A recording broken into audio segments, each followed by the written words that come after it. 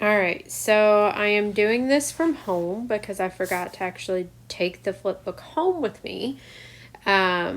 This is your flip book. And the things that we need to know are the things that we wrote at the end of class last time. So those quotient identities and cofunction identities.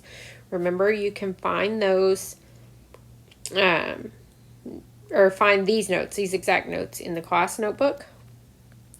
You'll also need to know the things I highlighted. So your basic identities, which we actually talked about last time, that's just Sohcahtoa. So if you want to write off to the side there, Sohcahtoa.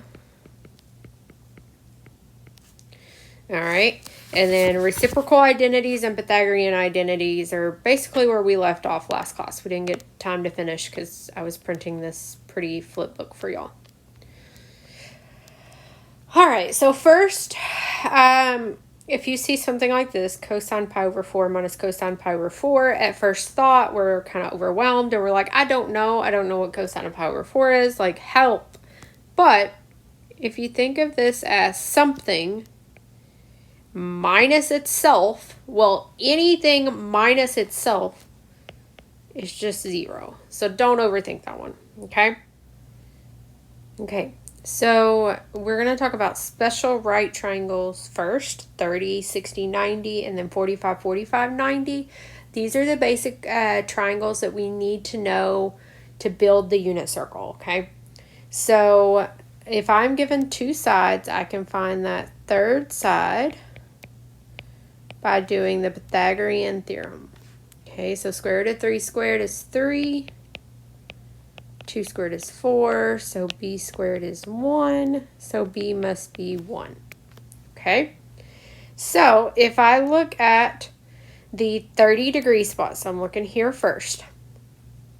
The opposite of that is 1 with the hypotenuse of 2. The adjacent of that is square root of 3 over, is square root of 3 and then over the hypotenuse, which is 2. For, whatever. For tangent is opposite over adjacent, so that's 1 over square root of 3. Now remember, it is not common to leave the radical in the denominator, so we're going to multiply the top and the bottom by square root of 3 to get square root of 3 over 3. Okay. Now, what if I look at 60 degrees? So I'll change color here to try to make it easier to understand what I'm talking about. So now I'm looking at 60 degrees. Now the opposite of 60 is square root of 3 over 2 for the hypotenuse. And then cosine of 60 is 1/2. And then tangent of 60 is now square root of 3 over 1, which is just square root of 3. Okay, so you might want to memorize those. Make sure to have that written down. I was looking at some stuff in 1C coming up, and we definitely need to know this for later. Also, notice a relationship here that sine of 60, it's the same as cosine of 30, which 30 is the angle that is complementary. Sorry, got to remember my words there. Complementary to 60. So that means that 60 and 30 equals 90. That is where your cofunction identities go. So I'm going to scroll up here.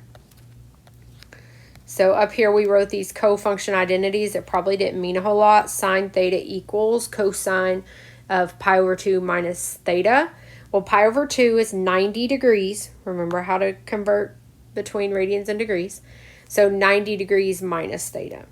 Okay. So that will help you in your homework if you see cofunction identity. All right, so let's see what that looks like with a 45, 45, 90. Now remember with the 45, 45, 90, the sides are that are not the hypotenuse are the same. So 1 squared plus 1 squared equals c squared. 2 equals c squared, so square root of 2 must equal c. Okay?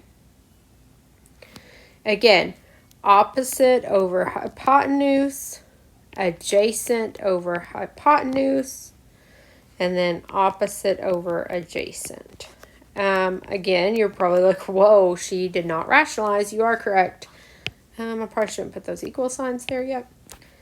I will multiply the top and the bottom by square root of 2.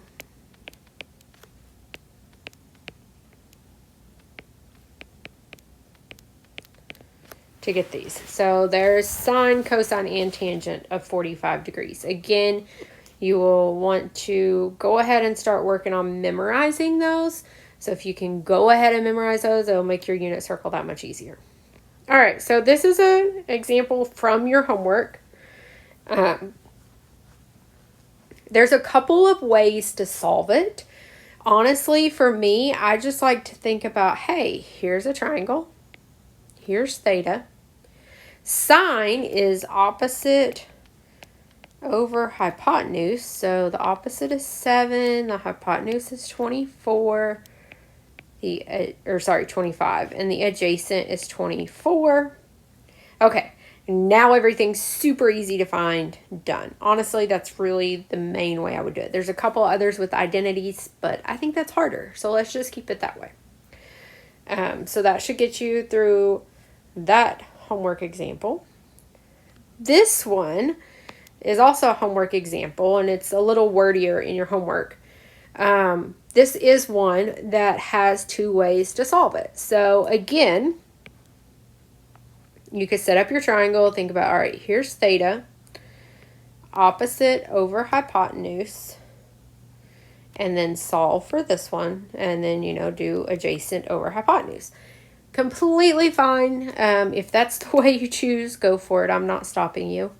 But your other option is to use an identity, the Pythagorean identity that says sine squared plus cosine squared theta, I forgot theta the first time, equals 1. Okay, so I have sine squared is equal to 7/8 squared plus cosine squared theta equals 1. Okay. That means that cosine squared theta equals 1 minus 7/8 squared.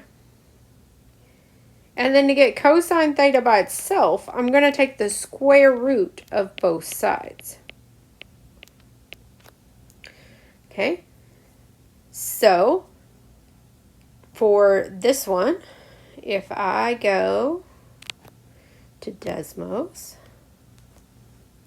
and do 1 minus 7/8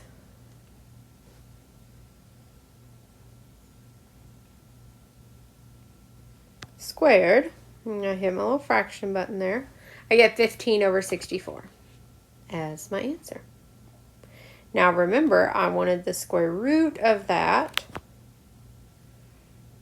So hold on, that was 15 over 64. I want the square root of that. Okay, I'm not going to type that in my calculator because it's going to give me a messy decimal. If you typed it in your calculator, not the end of the world, but you got a messy decimal. What I can think of this as being is the square root of 15 over the square root of 64, which is the square root of 15 over 8. Which makes sense because we know that the hypotenuse was 8. Okay. All right. This example kind of threw me for a loop, so that's why I wanted to show it to you. Sorry, I'm having to do it through a video. So, it's not really the proper way to write it, but for some understanding's sake, I think you would understand better is if I put the squared on the outside. So please note that that is the same thing. It's just not necessarily the proper way to write it. But going back to what I was talking about with complementary angles, remember that sine of 30 degrees must equal cosine of 90 minus 30 because of the cofunction identity. Okay. So what that means that we have is the cosine of 60, but it's squared, and I'm going to put it back in the correct spot now. Because notice we now have these as the same. They're both 60 degrees. So that's just 1 plus theta. That's my answer. 1 plus theta. All that work. It was just 1 plus theta. Okay. The last part of 1B part 1 homework was just typing in your calculator. I just wanted to make sure that we all knew if we were using Desmos how to do that. So if I just type in sine of 60, this is not the correct answer, okay? Because if I'm typing sine of 60, I'm talking about 60 degrees. To put degrees, you're going to go up to that top right wrench for settings. I don't know why they don't use a gear like everybody else, but hey. Notice it's in radians right now. That's why I'm getting a wrong answer. I need to switch it to degrees. Now I get the right answer. Okay. So again, if you're on the graphing side, you hit the wrench. It looks the same on your Chromebook. The other thing I was going to show you is sometimes Desmos Scientific is preferred. So if you're doing that on the Chromebook, you just go to desmos.com/scientific and it's there.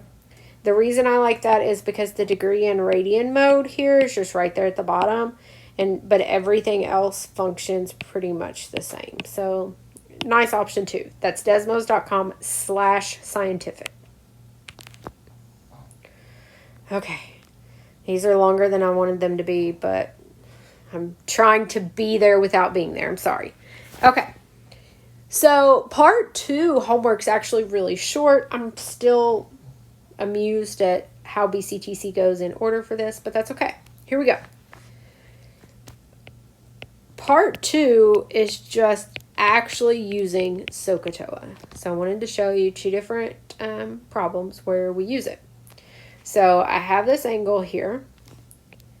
I want to know the opposite, and I know the adjacent. I don't know or care to know anything about the hypotenuse, so I do not want to choose the ratio with hypotenuse in it. That means I'm going to choose the TOA, or tangent of 35 degrees, equals the opposite over the adjacent. So I'm just setting up that ratio.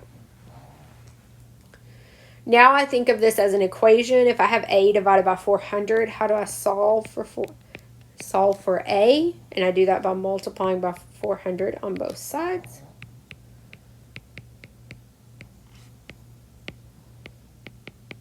Okay, type this in your calculator to get your answer. So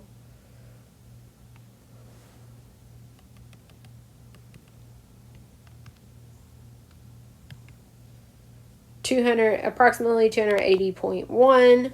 When you're doing the homework, just check on rounding. I think it's rounding to 1 decimal, but I might be wrong.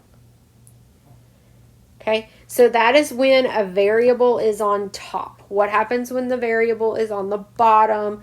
Some of us seem to lose our mind, speaking from 11 years of teaching experience. Okay, so on this problem, I know the adjacent.